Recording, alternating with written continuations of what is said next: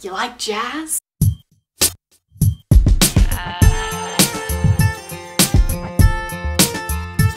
Hello everyone, my name is Sydney, and today I'm here with another quick non-bookish discussion because you know what, this is my channel and I can do whatever the heck I want. It's been brought to my attention that I have a hair appointment tomorrow, meaning the blonde locks are going to go away for a while. I know, so sad, but if you can't tell by the top of my head, these roots are coming back strong. And I've had a lot of people ask me in the past, Sydney, why do you dye your hair? Your hair looked fine. Your hair was okay, but I mean, like, why'd you have to dye it? What's the method behind your madness? Like, what are you doing? Well, person who's been bugging me about this in 7th grade, that's a great question that I'm going to answer for you right now. So when I was in 7th grade, I decided that I was going to cut my hair up to my shoulders. Now, this seems like a normal thing, right? Right? Wrong. Because at the time my hair was past my non-existent boobs and they were about right here, which is pretty long. So, and my hair's past my shoulders right now. So basically we're talking about me cutting it to about here. Honey, no, you look like Lord Farquaad. Do you see what I'm talking about here? How that's a little odd, but I did it and I was like, oh my gosh, this lifts a weight off my shoulders. I'm so much happier. I have less hair to blow dry. Awesome. Everyone at school gave me such unending crap about it, and I immediately fell into this dark pit of like lack of self-confidence because everyone's like, you look like a boy. With your hair not covering your stomach anymore, you look fat. 7th graders said this. The summer before my 8th grade year, I decided to prove them wrong and dye my hair red. For the longest time, I have had people in my life who have the most beautiful natural red hair, and it just peeves me that I don't have that in my life. So right before we took a trip to the lake, I got one of those dye your hair at home kits from I think Walmart or Target, and my mom helped me dye my hair, and let me tell you, I was so happy with it. It just made my whole world to be a part of the Ginger family. This is a picture of what I looked like with the red hair. I actually don't remember what I looked like with that much red hair, but I honestly remember just having the most fun with it, and I loved to braid my hair when I had red hair because the sun would always hit parts of the chunky braid and it would just like shoot out this electric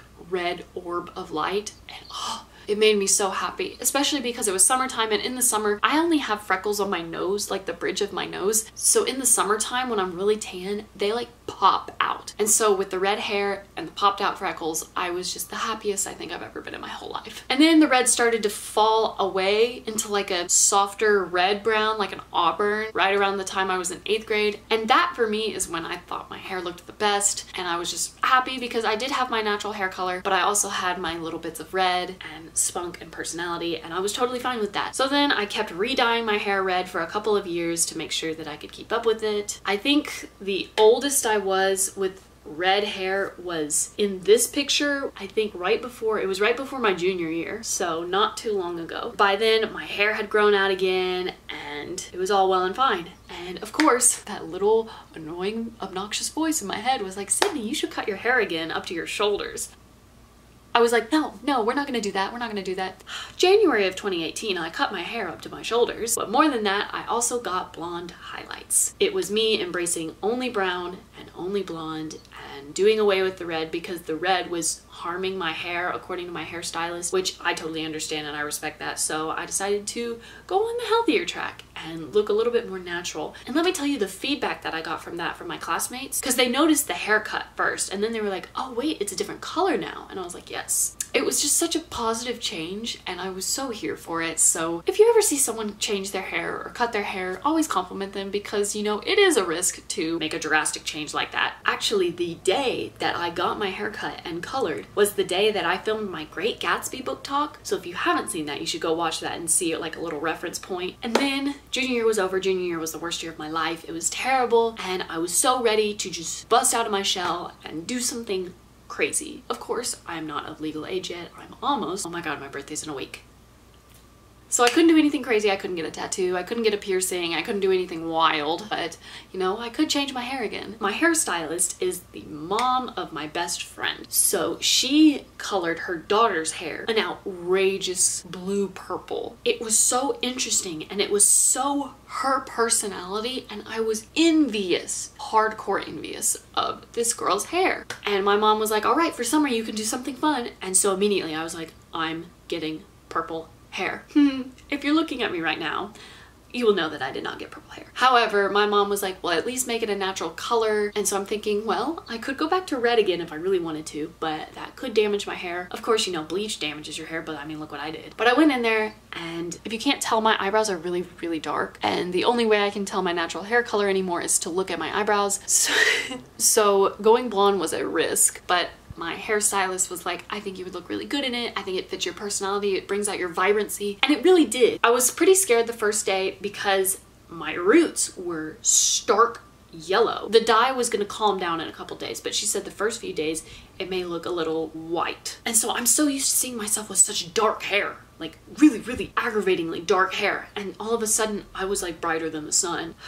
Cue the Colby Calais song. But in time, I just fell in love with it. I thought it was so cool. This new hair color made me want to get up and make videos because I knew that this hairstyle was gonna last forever.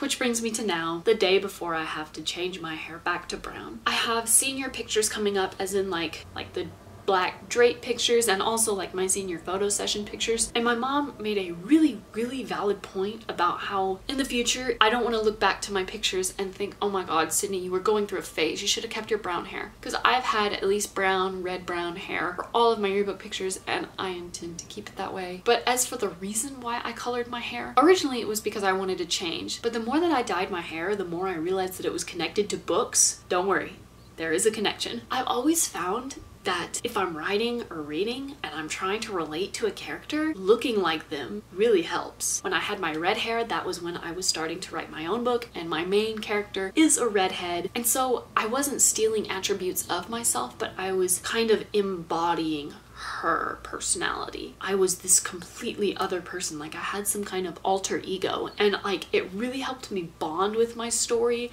And then I finished the first book, at least that draft, and I decided that, you know what, I need to start writing book 2. The thing about my book is it's not like other books because I mean you always have your primary character, and usually if it's a series it follows that main character throughout the whole book. It does follow my main character throughout the whole book, but not in the same way. Around the middle of book 2, my main character does have a plot and a mission to do, but it's the kind of situation where, you know, it's not going to captivate all of the audience's attention. You're just gonna kind of watch her go through, and then more of my side main characters are gonna rise up and you're gonna want to watch them more than you will the main character. It's kind of like Heir of Fire, how you see Aelin and Rowan going about their business, but you also get to see the other characters and you're invested in their story and you're trying to keep up. You're going to see multiple different plots going on, and one of those side main characters is why I am blonde now, because she is a platinum blonde. And as I was writing her story, as it went on in the second book, I felt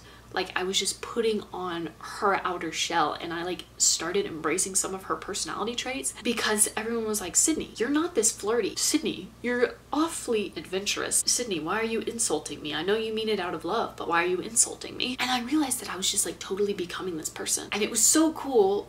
But I've realized also that, you know, I still have to be myself. There's a quote from Oscar Wilde that says, be yourself because everyone else is taken. I know that I love to transform into other people and try and put on all the characteristics that they have that I wish I could have in myself. But, you know, I'm still really special and I'm still a pretty cool person, even if there's only a few people that think that. But I at least need to think that about myself. So I guess me dyeing my hair back to brown and going back to my roots literally is a way for me to remind myself that, you know, there's still a lot that I as Sydney can do. That's all I have for today on my dyeing my hair discussion. If you liked this video, give it a thumbs up and also subscribe down below so that I can make more videos for more people who watch. I appreciate y'all bearing with me while I post videos that aren't really about books, but I promise more will be coming. I won't let you down. It's gonna be okay. I hope you still stick around while I go back to brown. Once more, my name is Sydney. I make new videos every Thursday, and until next time, bye!